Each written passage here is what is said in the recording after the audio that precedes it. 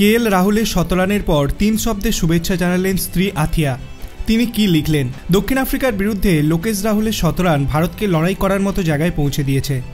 ছক্কা মেরে অর্ধশতরান এবং শতরান করেন তিনি। ভারতের বাকি ব্যাটাররা রান না পেলেও দাপট দেখালেন কেএল রাহুল। তার শতরানের পরই স্ত্রী আথিয়া শেট্টি সমাজ মাধ্যমে 3টি শব্দ লেখেন। দক্ষিণ আফ্রিকার বিরুদ্ধে প্রথম টেস্টে ব্যাট করতে নেমে ভারতের রাহুল ছাড়া কোনো ব্যাটার 40 রানের গণ্ডি পার করতে পারেনি।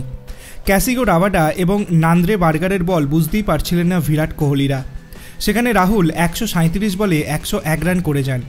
তার সেই শতরানের পরেই আথিয়া রাহুলের একটি ছবি পোস্ট করে লেখেন, আরও শক্তিশালী হয়ে ওঠো। এই বছর আইপিএল খেলতে গিয়ে চোট পেয়েছিলেন কেএল রাহুল।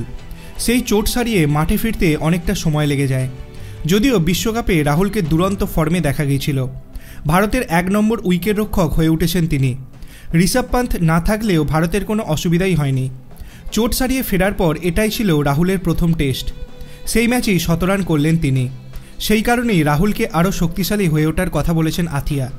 সময়ের সঙ্গে রাহুল যাতে আরও এমন ইনিংস ভারতের হয়ে খেলতে পারেন সেই কামনাই করেছেন তার স্ত্রী। এই বছরই রাহুলের সঙ্গে বিয়ে হয় আথিয়ার। গত 4 বছর ধরে তাদের মধ্যে প্রেমের সম্পর্ক ছিল বলে শোনা যায়। এই বছর 23শে জানুয়ারি অভিনেতা সুনীল শেট্টির মেয়ে আথিয়াকে বিয়ে করেন কেএল রাহুল। আপনার কি মনে হয় আগামী দিনে কেএল রাহুল কি বিরাট কোহলি এবং সচিন তেন্ডুলকরের রেকর্ড ভাঙতে পারবে? আপনার অভিমত আপনি কমেন্ট সেকশনে জানাতে পারেন। ভিডিওটি ভালো লাগলে লাইক করবেন, চ্যানেলটিকে সাবস্ক্রাইব করতে ভুলবেন না। ধন্যবাদ।